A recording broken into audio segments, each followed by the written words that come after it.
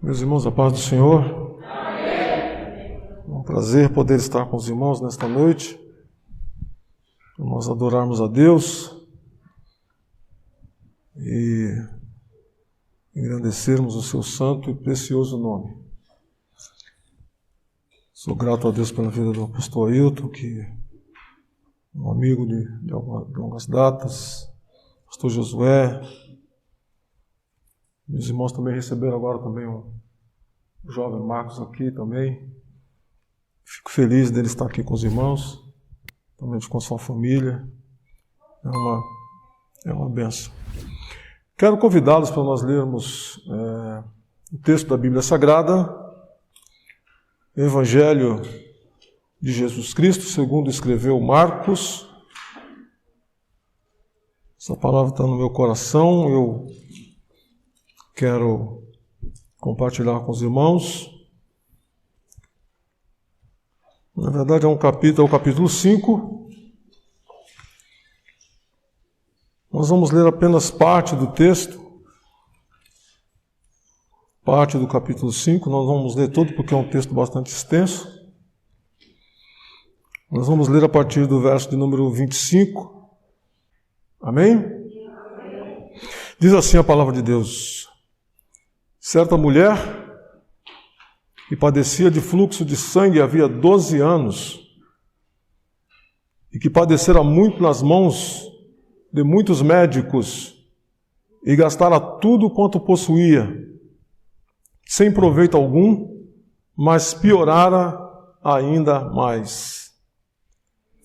Quando ouviu falar de Jesus, veio por detrás, entre a multidão, e tocou as suas vestes, porque dizia: se tão somente tocar nas suas vestes, ficarei curada.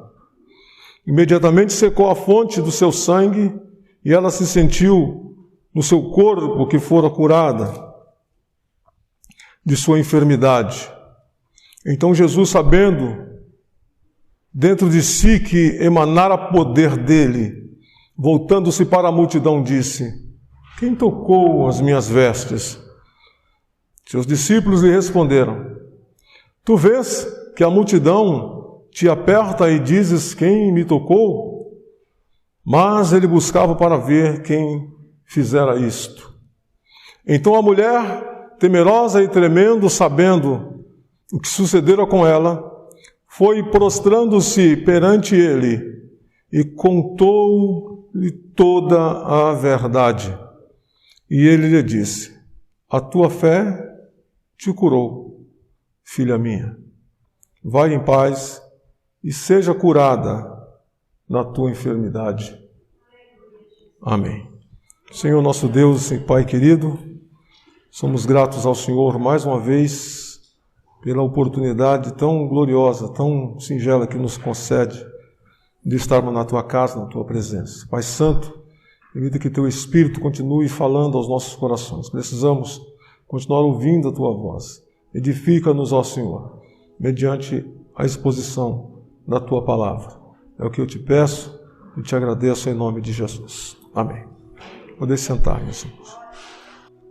Todos nós conhecemos muito bem essa passagem bíblica. A mulher que tinha uma enfermidade, que era acometida por um mal, por uma hemorragia, e sofria muito. Essa passagem é muito conhecida de todos nós. Porém, amados, eu gostaria de, nesta noite, nesse momento que nós temos, nesse tempo que a gente tem, e eu acredito que dá para a gente pensar sobre isso, porque o tempo nos dá margem para isso. Nós precisamos sempre, quando lemos um texto da palavra sagrada, da Bíblia, seja nos evangelhos, seja em qual outro livro for, prestar atenção no fluxo da narrativa, do texto. Aqui nós temos o capítulo 5, e o capítulo 5 ele tem um fluxo de narrativa. E dentro desse fluxo de narrativa, nós temos algumas histórias que fazem parte do todo, que nós precisamos prestar atenção. porque nós perdemos o entendimento do texto. Então eu gostaria que você tivesse com a sua Bíblia aberta para você. Nós não vamos ler, mas você vai olhar, pelo menos você vai conseguir observar isso aí no texto sagrado da sua Bíblia.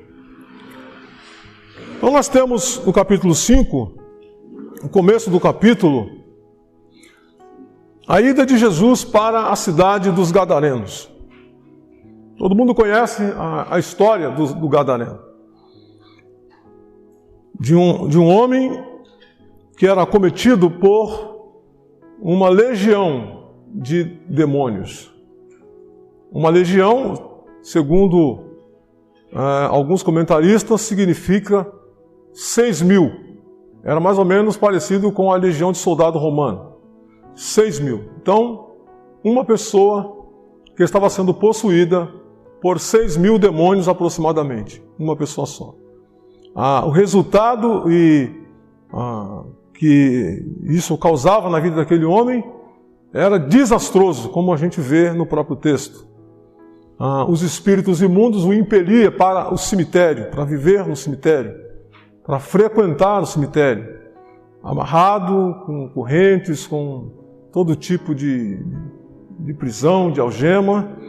Ninguém conseguia deter aquele homem. A força maligna que nele estava habitando era extremamente poderosa. Quebrava as correntes, andava o tempo todo nu, gritando, uivando feito um animal, e todo mundo tinha medo daquele homem. Ninguém chegava perto, ninguém se atrevia a chegar perto daquele homem. Era um pavor da cidade. E quando Jesus, ele, impelido pelo Espírito Santo, atravessa o mar da Galileia, o lago de Genezaré, e vai para a cidade dos Gadarenos, a primeira coisa que ele encontra é esse homem. Faz parte do capítulo 5. E o texto diz que ele sai ao encontro de Jesus. Ele vai ao encontro do Cristo. E ao encontrar Jesus, ele então começa a falar com Jesus. E o verso de número 7, ele grita em voz alta, dizendo: que tenho eu contigo, Jesus, Filho do Deus Altíssimo. Eu te rogo por Deus que não me atormentes. Em outras traduções diz: não me atormentes fora de tempo.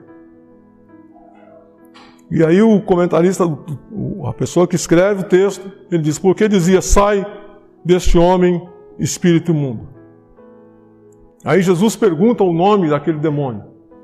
E aqui muitas pessoas pegam uma brechinha para quando isso acontece dentro de algumas igrejas evangélicas por aí, eles ficam fazendo entrevista com o diabo, né? Perguntando de onde ele veio, qual o nome dele, qual a profissão, o que ele está fazendo, qual encruzilhada ele estava frequentando. É uma espécie de showzinho macabro que as pessoas fazem dentro das igrejas por aí, né? Nós não temos esse costume, nem deveremos ter, porque isso não é um mandamento bíblico, né? Jesus perguntou o nome daquele espírito, foi Jesus, não é uma ordem para fazer isso, uma doutrina. E ele então revela que o nome dele é Legião. E Jesus expulsa aquele demônio, mas o demônio faz um pedido: não nos lance fora dessa região. Deixe nós entrarmos aí na manada dos porcos que estão pastando aí. E Jesus permite, e todos aqueles porcos morrem caindo num precipício. E eles são dizimados. O texto diz: 2.000 porcos morreram naquele dia. E isso algumas pessoas estavam vendo o que estava acontecendo. E correm para contar na cidade a novidade. E as pessoas voltam. E voltam para dizer a Jesus assim: muito obrigado. Não. Some daqui, porque nós não queremos o Senhor aqui. Porque o Senhor nos deu prejuízo, matou os porcos que nós estávamos criando. Nós não queremos o Senhor nessa região. E Jesus se retira. O rapaz quer ir com Jesus, mas Jesus manda ele para casa. Diz: vai para a tua casa e conta tudo quanto Deus fez por você. Nessa primeira história, nós precisamos entender que Marcos está tentando passar para os seus leitores uma questão fundamental de autoridade divina, porque o espírito imundo reconheceu a divindade de Jesus e o chamou de filho de El Elyon, filho do Deus Altíssimo, o Deus revelado a Abraão no Antigo Testamento. Então houve um reconhecimento da própria entidade maligna, da divindade de Jesus, da autoridade divina de Jesus. Então Marcos começa essa parte do texto da mulher do fluxo de sangue está inserido dentro desse contexto do reconhecimento da autoridade do próprio Cristo. E aqui nós temos a primeira parte, que é o reconhecimento da autoridade divina feito por uma entidade espiritual. E por que o espírito imundo, ele fala, vieste nos perturbar antes do tempo? Porque, na verdade, Jesus ainda não havia ido para a cruz. E o triunfo de Jesus sobre os demônios se dá na cruz, quando Paulo diz que Jesus venceu os principados e potestades e triunfou sobre eles na cruz, e os expôs à vergonha pública. Então o inimigo já estava questionando essa vitória de Jesus. E a vitória de Jesus, irmãos, a vitória que Jesus conquistou na cruz do Calvário, ela não está apenas na esfera física, ou seja, apenas de libertar as pessoas dos infortúnios físicos, das dores, das doenças, das mazelas, dos problemas sociais, dos problemas materiais, ou seja, e apenas dos problemas espirituais. A vitória de Jesus se dá numa dimensão cósmica, porque a vitória de Jesus, ela vai abranger o mundo espiritual. Quando Jesus Cristo triunfa na cruz, todos os demônios são subjugados pelo poder de Jesus, pelo poder e autoridade de Jesus. O que esse Espírito está fazendo é simplesmente reconhecer a autoridade da divindade de Cristo. Porque embora Jesus apareça no texto como um morador da Galileia, como um judeu comum, ele era na verdade o Filho de Deus. Como diz o texto de Paulo, lá em Filipenses capítulo 2, verso 5 a seguir, quando ele diz assim, olha, que tenhamos nós o mesmo sentimento que houve em Cristo Jesus, que existindo na forma de Deus, não teve por usurpação de ser igual a Deus, mas esvaziando a si mesmo, assumiu a forma de servo, reconhecendo-se na forma de homem, foi humilhado até a morte, morte de cruz, pelo que Deus o exaltou soberanamente, lhe deu um nome que está acima de todo nome, para que ao nome de Jesus Cristo se dobre todos os joelhos que estão no céu, na terra e embaixo da terra, e toda língua confesse que Jesus Cristo é o Senhor. Era isso que estava sendo reconhecido. E muitas pessoas questionam, mas por que Jesus permitiu que ele fosse? Jesus permitiu porque aquelas pessoas, embora tendo um viés judaico, estavam vivendo em desobediência. Estavam vivendo em desobediência, estavam desobedecendo a lei. E Jesus permitiu que aqueles espíritos imundos entrassem naqueles porcos. Então grave isso na sua mente. A primeira coisa que aqui é reconhecida é a autoridade da divindade de Jesus Cristo como Deus. Que em forma de homem, eu estava falando hoje de manhã, que isso é uma questão que hoje nós temos tão pronta, tão mastigadinho, né? Assim a gente lê a Bíblia, já entende tudo isso. Mas nos primeiros 2 séculos depois de Cristo, levou 600 anos, só para ele chegar ao entendimento de que Jesus tinha 2 naturezas. Do século II ao século VIII. 600 anos de discussão, de sínodo, de concílio, só para entender que Jesus tinha 2 naturezas, uma humana e uma divina. Mas hoje você tem isso, você tem que louvar a Deus e eu tenho que louvar a Deus. Porque hoje nós reinamos sobre o acervo de outros que vieram antes de nós. Muito bem, esse é a primeira autoridade. Segundo, essa multidão expulsa Jesus, não quer saber de Jesus. Eu digo isso uma coisa muito séria, irmãos. Essa questão deles não querer Jesus, expulsar Jesus da cidade, por causa do prejuízo material. Isso é muito sério, porque hoje também as pessoas também não querem Jesus por causa do material, né? Tem tantas pessoas que vivem negócios ilícitos entre as coisas tal, e Jesus se requer uma vida santa, uma vida diferente, uma vida mudada, transformada. E as pessoas não querem abandonar a vida de pecado para viver com Jesus. Não preferem viver com o pecado, preferem viver com o mal do que entregar a vida a Jesus para ser transformados. Nós estamos vivendo um tempo em que as pessoas querem transformar o Evangelho, mas não querem ser transformadas pelo Evangelho. Tomara que aqui todos queiram ser transformados pelo Evangelho, que nós sejamos transformados pelo Evangelho de Jesus. Próxima cena que nós temos nesse mesmo texto se dá no verso de número 21. E aí nós também já conhecemos a história. Jairo. O texto nos diz que ele era príncipe, dirigente da sinagoga. Era uma pessoa importante dentro da sinagoga no contexto judaico. Era fariseu, provavelmente sim, fariseu. Príncipe, dirigente daquela sinagoga. E todos vocês sabem, todos nós sabemos que lemos a Bíblia Sagrada. Nós entendemos que Jesus representava uma ameaça muito séria para os fariseus. Uma ameaça muito séria para todos eles. Por quê? Porque Jesus ensinava muitas coisas que ia de encontro com a forma como eles faziam. Ia de encontro à prática deles. Jesus não era contra a lei. Jesus nunca foi contra a lei. A Bíblia diz que Jesus veio, ele mesmo diz, eu vim cumprir a lei, não vim revogá-la. Jesus veio cumprir. O que Jesus criticava nos fariseus era a prática deles. Né? Eles eram pessoas que, em sua maioria, não, talvez nem todos, mas em sua maioria, pessoas muito hipócritas na sua maneira de ser, de prática. Né? Jesus condenou isso. Nós não precisamos entrar nisso em discussão, mas Jesus condenou isso veemente nos evangelhos. Jesus chamou eles de sepulcros calhados, que pintava os sepulcros, mas por dentro estava cheio de ossos podres. Jesus os acusava de limpar o exterior do copo, mas o interior está sujo. Jesus os acusou de coar um mosquito, engolir um camelo. E essa é uma frase interessante, porque naquela época, lá onde pisavam as uvas, lá tinha o portão e as coisas aconteciam dentro do portão da cidade. Então no sábado ninguém podia fazer nada.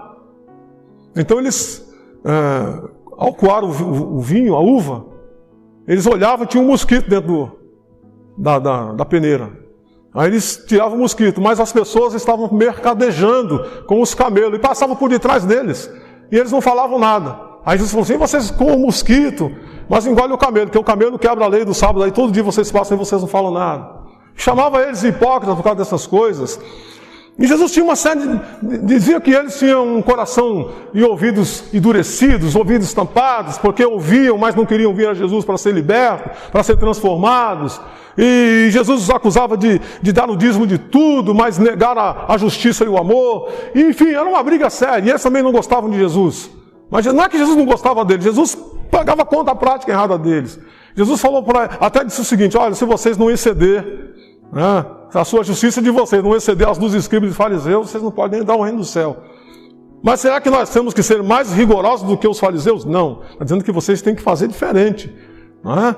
Porque os fariseus, eles pregavam muito a questão da lei e esqueciam de viver o espírito da lei. Né? Essa era a questão.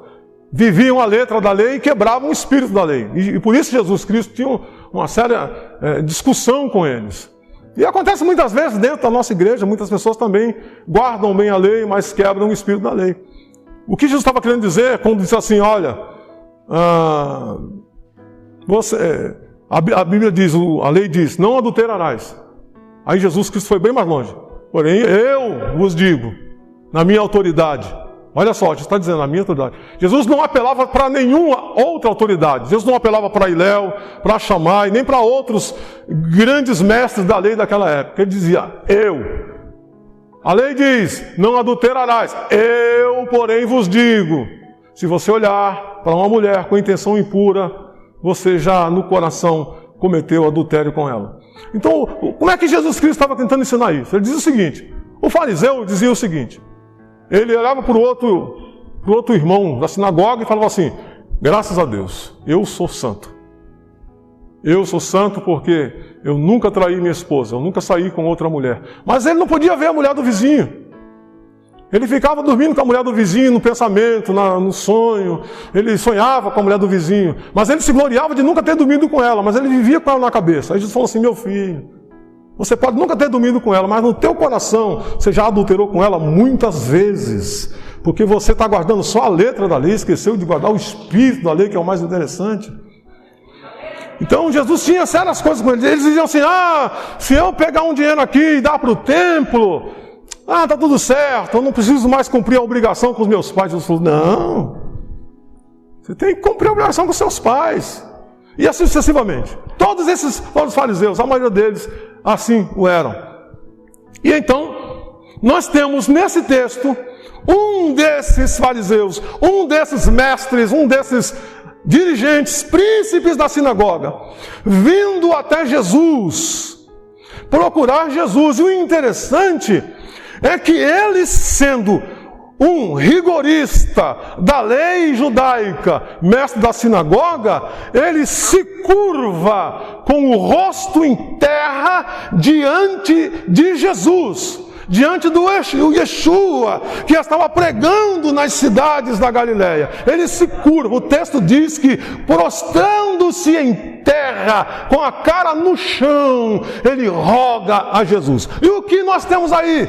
Segundo reconhecimento de autoridade. A primeira reconhecimento de autoridade é a autoridade divina de Jesus, que foi feita pelo próprio Espírito no mundo espiritual. A segunda forma de reconhecer é a autoridade messiânica de Jesus, porque Jesus por Jairo foi reconhecido como Messias, porque era inadmissível qualquer outro fariseu, principalmente um mestre, um dirigente de sinagoga, se dobrar diante dos pés de qualquer outro ensinador de sua época. Isso era impossível, era incomum, era uma coisa jamais vista na história do povo de Israel.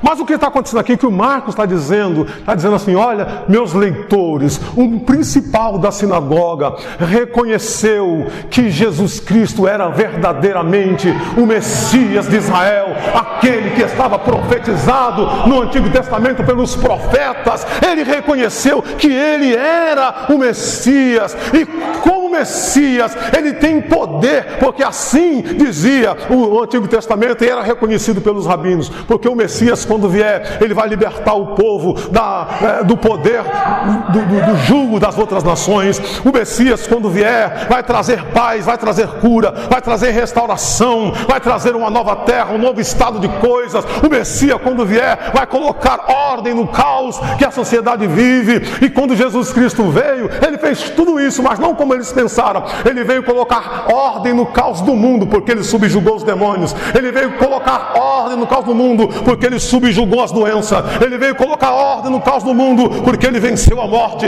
Ele veio colocar ordem no mundo e libertar o povo do domínio das nações, principalmente sobre o domínio dos demônios, de Satanás que prendia as pessoas. Jesus Cristo veio livrá-las. Ele é o Messias de Israel. E Yeshua HaMashiach é o Jesus Cristo do Novo Testamento, o Filho de Jeová, o El Elyon. É ele que Jairo está dobrando, porque quando Jairo se dobra diante dos pés de Jesus, ele está dizendo, eu te reconheço como um mestre, eu te reconheço como um grande ensinador, eu te reconheço como... Não, quando ele se dobra diante de Jesus, ele está dizendo, você é o Messias, e você tem poder para poder fazer coisas que nenhum outro homem é capaz de fazer.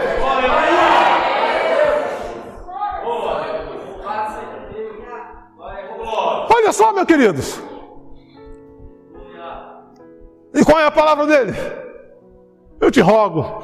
Diz que desesperadamente, o texto, alguns textos dizem que ele estava desesperado, de forma desesperada, clamando, eu rogo que vá à minha casa e colocar as mãos, irmão, não era para qualquer um. Posição de mão não é para qualquer um. um fariseu reconhecer que ele tinha capacidade de colocar as mãos sobre alguém, devolver a vida, salvar a pessoa, irmão, não era para qualquer um. Tinha que ser o Messias, tinha que ser divino, tinha que vir do céu, como disse Nicodemos. Ninguém pode fazer essas coisas se Deus não for com ele. Tu és do céu, você não pode ser, tu és do céu, tu és o homem do céu, não pode ser de outro lugar.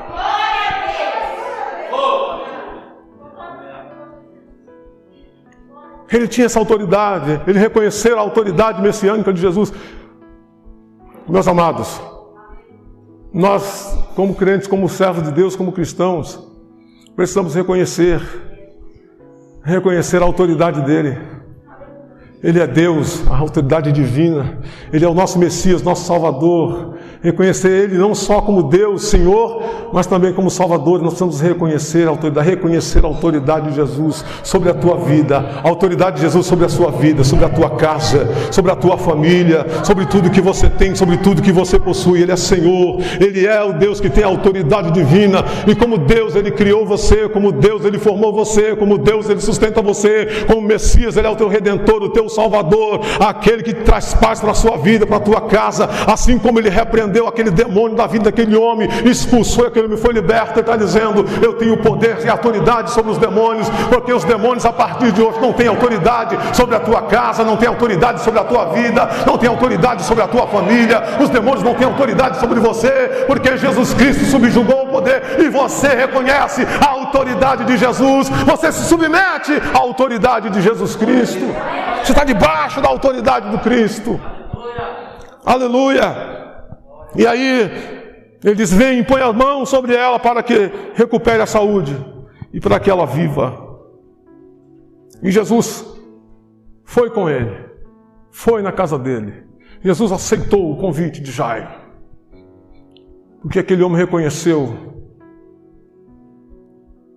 como outros reconheceram, como José de Arimateia, como Nicodemos reconheceu. Conseguiu ver em Jesus muito mais do que o jovem ensinador da Galileia. Conseguiu ver que Jesus era o Messias esperado, profetizado no Antigo Testamento. Verso número 25. A mulher do fluxo de sangue. Às vezes nós paramos para ler esse texto e a gente acredita o seguinte: olha, essa mulher, ela teve um insight, de repente, porque ela estava muito tempo doente, 12 anos, sofrendo, gastando tudo que ela tinha de recursos financeiros, não conseguiu melhorar, foi a pior, mas de repente ela ouviu falar de Jesus e teve um insight, um estralo, né? Acendeu uma lâmpada. Opa, preciso procurar esse homem. E aí ela teve a ideia abençoada. Eu não preciso nem falar com ele, ele nem precisa falar comigo, eu não preciso nem me apresentar, eu vou sorrateiramente por entre a multidão, e se eu conseguir tocar na hora do seu vestido, é o suficiente, eu já sei que eu vou ser curado. Fica fácil quando nós pensamos dessa forma. Mas o que será exatamente que tinha por detrás de tudo isso? Essa questão de tocar a orla do vestido. A orla do vestido de um homem, porque, irmãos, veja bem, aqui a orla, aqui na verdade é a franja. A franja do vestido. Aqui está existe aqui uma questão cultural, uma questão de cultura judaica. Né? A franja. A franja do homem, do vestido, da túnica do homem, tinha até uma norma a ser seguida, a ser cumprida. Né? Se você ler lá em Números capítulo 15, no verso 38 a seguir, está escrito que Deus fala a Moisés: o Senhor escreve como norma perpétua para os filhos de Israel, que todo filho de Israel, ao fazer os seus vestidos, tem que fazer a franja do vestido e colocar um cordão azul nessa franja, e essa franja desse vestido é para lembrar os meus mandamentos que eu tenho dado a vocês, para que vocês não adorem outros deuses, que vocês sejam santos como eu sou santo. Para que todas as vezes que vocês olharem para a franja do vestido de vocês se lembram que vocês não podem se aderir à vaidade dos ídolos como os outros pagãos. Porque eu sou o Senhor Javé, eu sou o Senhor Jeová. Então tinha toda uma norma dentro dessa questão de construir, de fazer um vestido. Segundo a tradição judaica, esse vestido, essa franja que era tipo uma redinha, eu não sei se os irmãos já viram aquelas redinhas de vestido de mulher, mais ou menos parecido com aquilo.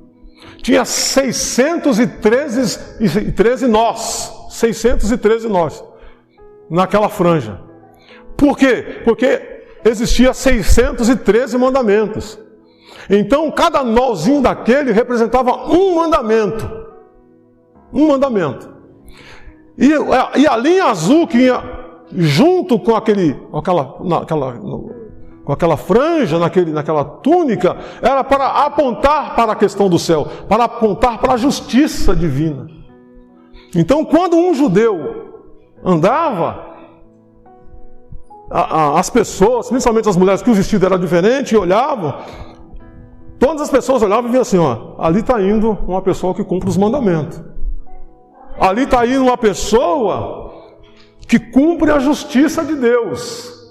Ali está indo uma pessoa que é santa.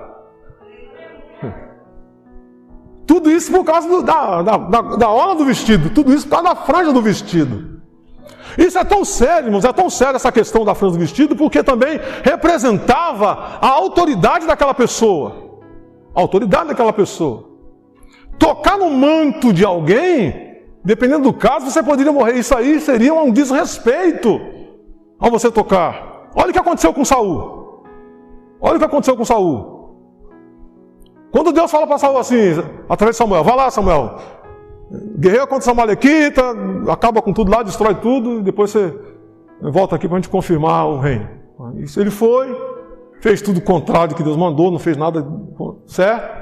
Quando ele voltou, Samuel fez aquela fatídica pergunta, e aí, cumpriu a palavra? Ele disse, bendito do Senhor, eu cumpri tudo, tá tudo certinho, maravilha.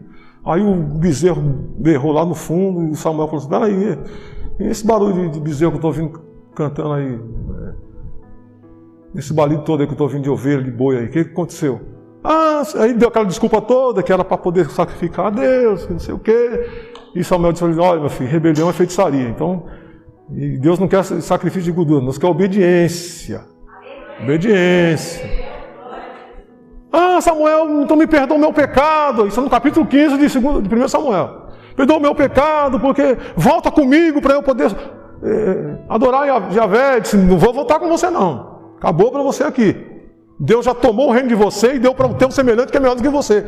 Ele ficou tão irado com essa palavra de Samuel que agarrou no manto de Samuel, nessa túnica, e rasgou. Para quê? Sabe o que Samuel falou assim? Mais ou menos, essa é mais ou menos o que Samuel quer dizer. Assim como você rasgou a minha túnica, o teu reino foi rasgado da tua mão a partir de hoje. Você rasgou a minha túnica, o teu reino vai ser rasgado.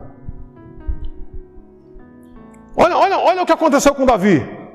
Quando Saul entrou dentro da caverna, lá no curral das ovelhas, e foi lá para dormir um pouquinho, que estava cansado. Davi e os seus homens estavam lá no fundo da caverna. Mata o Saul. Ele foi lá, pegou a espada e cortou aonde? O manto de Saul.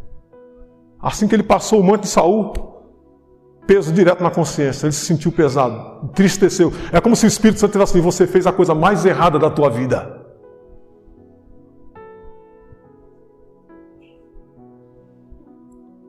E ele se lamentou por muitos dias porque cortou a orla do vestido de Saul. Olha o que Aías fez lá no capítulo 12 de 1 Reis. Quando Salomão fez o que fez e se afastou de Deus. Ele encontrou Jeroboão no meio do caminho, pegou a sua própria túnica, rasgou em 12 pedaços. Falou assim, o reino de Israel foi rasgado. 10 pedaços da túnica é para você, porque você vai tomar conta de 10. E 2 vai ficar com Salomão. A orla da túnica, irmãos, era algo sagrado. Não era uma coisa assim, era algo importante para o povo. Então, quando aquela mulher, ela coloca na mente, no coração, que ela vai tocar na orla do vestido de Jesus, irmãos, ela está pensando em algo muito maior. Porque aquilo ali apontava para a santidade, não só apenas para o Messias, mas para a santidade. Aquilo que eu estou dizendo, ali vai um homem que guarda os mandamentos, ali vai um homem que cumpre a justiça, ali vai um homem que é santo. A qual dos fariseus se podia falar isso? A qual dos fariseus se podia falar isso? Porque eles foram, todos eles, repreendidos por Jesus por falha em cumprir a lei.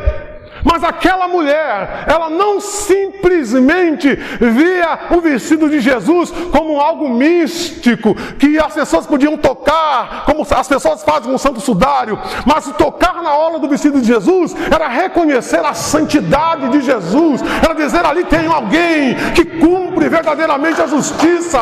Ali tem alguém que verdadeiramente guarda os mandamentos. Ali existe alguém que verdadeiramente é santo. E se eu colocar a mão ali, eu sei que eu vou ser curada, porque aquele homem é santo.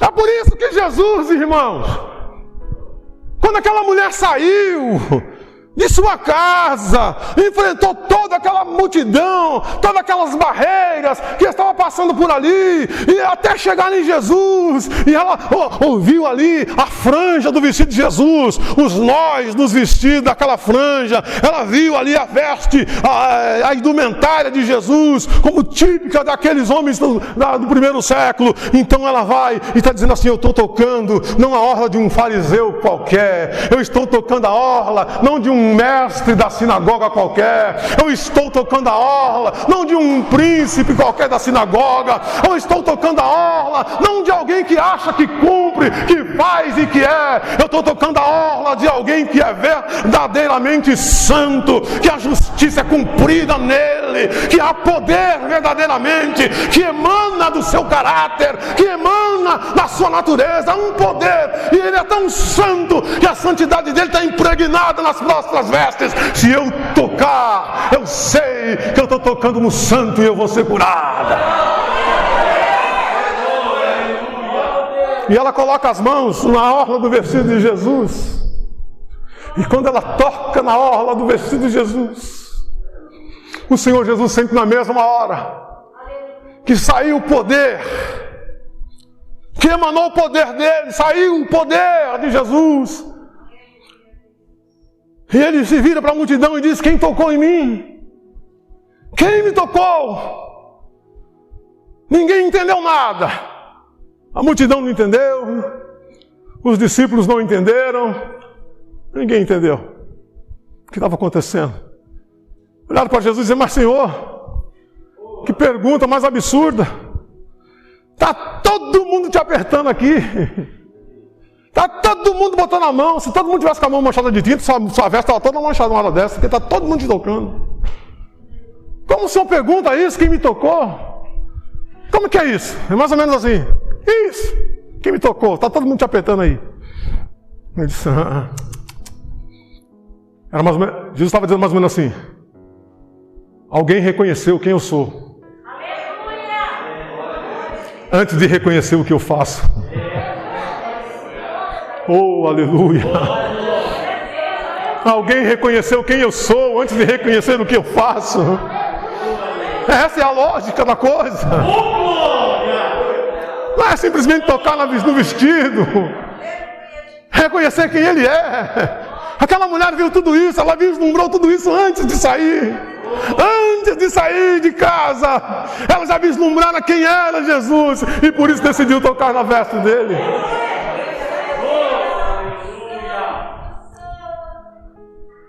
E ao tocar em Jesus saiu virtude, porque era a única pessoa que estava fazendo do jeito certo, que estava fazendo a coisa certa. Era a única pessoa. Todo mundo tocava em Jesus como mais um milagreiro, alguém popular, que todo mundo estava dizendo alguma coisa, eu vou no embalo também, vou dizer também. Não é assim que acontece no mundo de hoje? Tem esses movimentos populares por aí. Aí você pega um monte de gente lá falando um monte de coisa, mas você está fazendo o que aqui? Eu não sei. Mas só sei que eu estou aqui. Está todo mundo falando, eu também estou. Aí vai no meio também. Igual pegaram o menino lá, um tempo desse, né? O pai foi buscar ele no meio da rua. Só fazendo o que? Eu não sei, estou aqui. O pessoal está aqui, eu também estou. Eles não sabem nem por que está lá. Não fazem nem a menor ideia do que está lá. Então era assim, tinha um monte de gente lá que não fazia a menor ideia do que estava lá. Ah, está todo mundo tocando, eu vou tocar também. Está todo mundo fazendo, eu vou falar também. Está todo mundo fazendo, eu vou fazer também. Então sabe o que é isso aí, irmãos? A multidão era pragmática. Vamos fazer o que está dando certo. Está dando certo para todo mundo, então nós também vai dar certo. Vamos meter a mão, vamos tocar nele. Só que não acontecia nada. Porque só pensar no que Jesus faz sem reconhecer o que Ele é, não adianta. Você pode até receber uma bênção, mas você não vai ser abençoado. Você pode até ser curado, mas não vai ser transformado. Você pode até ser tocado, mas você pode até tocar, mas não vai ser tocado.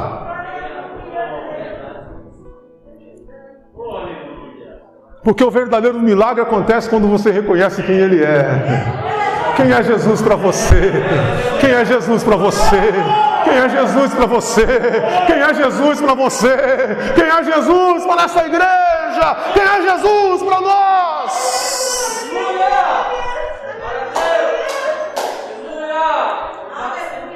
Não foi o que Jesus perguntou para os discípulos, no capítulo 16 de Mateus? Meus discípulos, vem aqui. Todo mundo se rodeou de Jesus e Jesus fez a pergunta. O que as pessoas aí fora estão dizendo quem eu sou? E todo mundo teve uma opinião. Senhor, uns estão dizendo que tu és Elias. Outros estão dizendo que tu és Jeremias. Outros estão dizendo que tu és um dos profetas. É isso que corre por aí. Ah, tá bom. E vocês que estão comigo há 3 anos, que dizem que eu sou?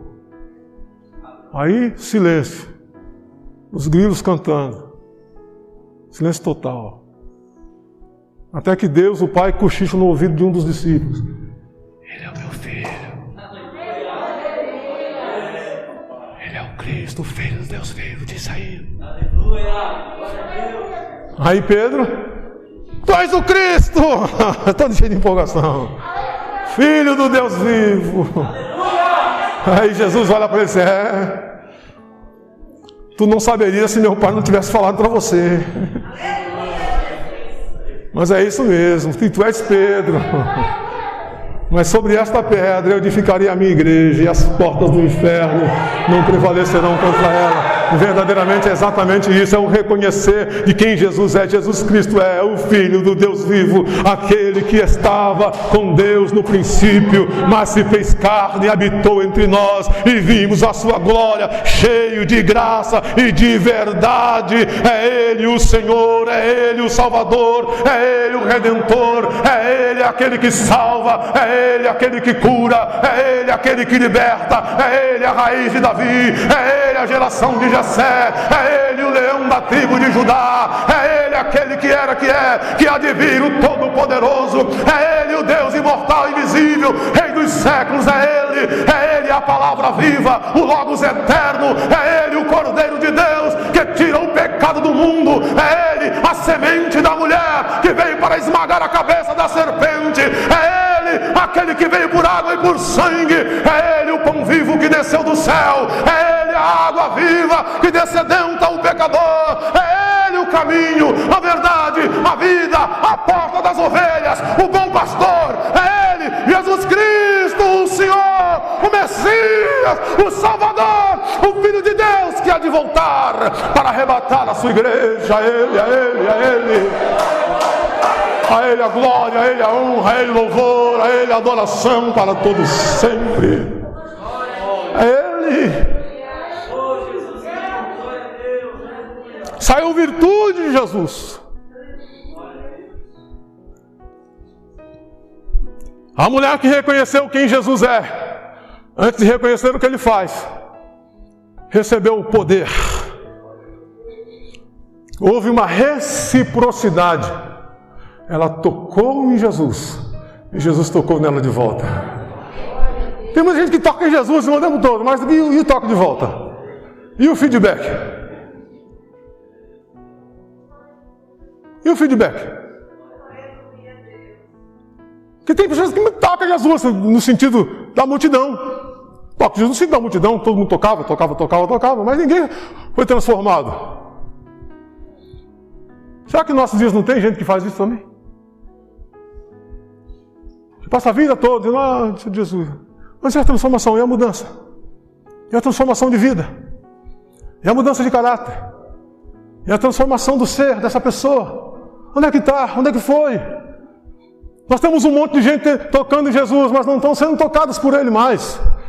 Já não sabe mais o que é o toque de Jesus, do que receber a reciprocidade, o feedback de Jesus, de tocar em Jesus e ser tocado por Jesus. Aqui, o culto, irmãos, é mais ou menos isso. É você vir, é você tocar em Jesus através do louvor, através da oração, através de ouvir a palavra, mas ao mesmo tempo é você tocado, ser tocado por Jesus. É você receber a graça, a unção, receber o poder dEle, receber virtude, receber vitória, salvação, libertação para a tua família, para a tua casa. É você ser tocado de volta, porque quando Deus recebe a adoração, Ele devolve em bênçãos para aqueles que tocam em Jesus, que Ele toca de volta. Não é um toque frio e gelado que você dá em alguém quando você está na beira de um caixão e a pessoa está lá, aí você, oh meu Deus, a pessoa não se move, não mexe a mão mais. Deixa eu dizer uma coisa para você, Jesus morreu, mas Ele não está deitado na pedra. Ele está vivo. E se você tocar nele, conforme a palavra diz, Ele vai tocar em você de volta. Você vai receber o toque de volta de Jesus. Quantos podem aplaudir a Jesus nesta noite? Você pode receber de volta o toque de Jesus na tua vida.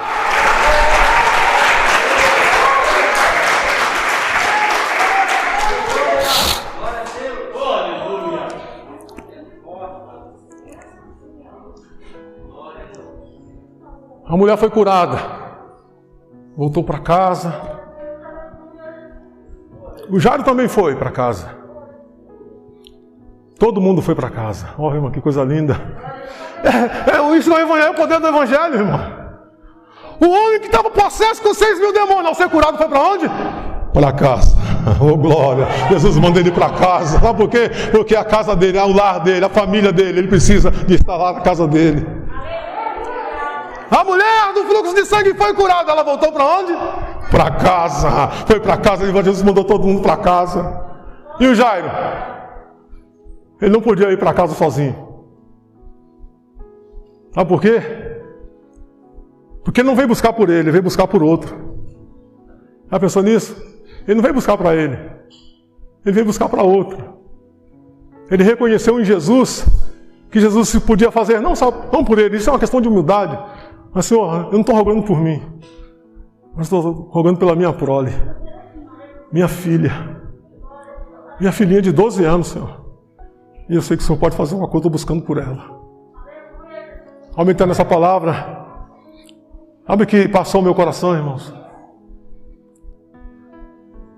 É que os nossos filhos pequenos, eles não podem buscar, eles não têm como buscar por si mesmos. Essa incumbência caiu nas nossas costas como pai. Por que tem muitos crentes hoje chorando, lamentando os filhos, desviados nas drogas, afastados, porque nunca pensaram que em seus ombros estava a responsabilidade de buscar por seus filhos. Aquela menina morta, sem vida, inerte, em cima de uma cama. Mas aquele pai reconheceu: eu vou buscar pela minha filha. Eu vou a alguém que pode fazer alguma coisa pela minha filha. E ela foi atrás de Jesus. Ele foi atrás de Jesus. Eu não sei como está a sua família, a tua casa, mas faça como Jairo nesta noite. Busque pela sua família. Clame ao Jesus que pode. Ao Jesus que tem poder para fazer alguma mudança, alguma transformação. Para que os seus filhos, suas filhas, sejam de fato tocados por Deus. E quando a gente chama, irmãos, Ele vai. Ele sabe o seu endereço, Ele conhece o seu endereço, onde você mora. Sua rua, seu CEP, seu número, seu nome, seu apelido, Tudo Ele sabe de você. Clame por Ele. Senhor, eu tenho uma filha com 12 anos que está lá. Rogo que tu vá lá e coloque a mão sobre ela para que ela sare e seja salva e viva. Ai, Jesus, eu vou com você. Gostei da sua atitude, eu vou com você, eu vou na sua casa. Eu vou na sua casa. E Jesus foi para a casa dele. Ô, irmãozinho, é uma coisa interessante que quando ele busca pela família dele, no meio do caminho, alguém chega para ele e diz assim: Jairo, bom dia, Senhor Jesus. Bom dia, Yeshua. Shalom Adonai. Mestre, Shalom. Não incomodes mais o mestre Yeshua, porque sua filha morreu. Acabou. Não tem mais jeito. Aí Jesus olha para o Jairo, põe a mão no ombro dele e fala assim: fica tranquilo, Jairo. Fica tranquilo. Se você crê em mim, você vai ver a minha glória. Se você crê em mim, você vai ver a minha glória. Continue crendo em mim, você vai ver a minha glória. Você está dizendo, continue crendo. Não perca a sua fé não, minha irmã. Não perca a sua fé não, meu irmão. Não perca a fé não, minha querida. Já disseram que meu marido não tem jeito, pastor. Não perca a fé não, minha irmã. Disseram que meu filho não tem mais jeito, pastor. Não perca a sua fé não, minha irmã. Não perca a fé não. Crê em Jesus, que você vai ver a glória de Deus se manifestar na tua casa. E a menina foi salva. Foi liberta, a morte foi repreendida e o nome de Jesus foi glorificado. Autoridade divina, messiânica e santidade. É o que nós precisamos ver em Jesus. Tudo que precisamos dele. Queridos, Deus abençoe a nós, cada um de vocês. Quero convidá-los para ficar de pé, nós vamos orar ao Senhor, a nossa hora já foi embora. Nós vamos orar a Deus. Nessa oração você pode interceder, talvez por alguém que você conheça, sua família, seu sangue, sua carne, seu vizinho, seu parente, seu familiar. Seja qual for a situação, a dificuldade, a necessidade, saiba que Jesus é poderoso para agir. Se tiver alguém nesta noite que ainda não aceitou Jesus como Salvador, depois da oração, é só procurar o pastor Ailton, pastor Josué, e diz assim: eu quero entregar a minha vida a Jesus, eu quero me reconciliar, porque o mesmo Jesus é Ele que está aqui para também efetuar milagre de transformação e salvação na sua vida. Amado Deus e eterno Pai de nosso Senhor e Salvador Jesus Cristo, nós te glorificamos, te exaltamos na beleza da tua santidade. Louvamos pela vida de cada irmão e irmã presente aqui nesta noite, que vieram aqui, Senhor, para cultuar, ouvir a tua palavra, ouvir a tua voz. Senhor, tu tem falado conosco. E aqui, Senhor, eu sei que tem pessoas, talvez, com pessoas da família, dos familiares, meu Deus, amigos ou vizinhos que estão vivendo momentos difíceis, problemas, como viveram Lázaro, ou seja, Jairo e sua filha. Senhor, vai de encontro nesta noite a esta casa, a esta família, a este lar, Senhor, meu Deus, estende a sua mão de poder para curar, para salvar, para libertar, para transformar, dar vida, Senhor, vida com abundância. É o que eu te peço nesta noite, Pai querido, e te agradeço no santo e no precioso nome de Jesus. Amém. Que Deus abençoe meus irmãos. Eu vou a palavra aqui para o pastor Ailton.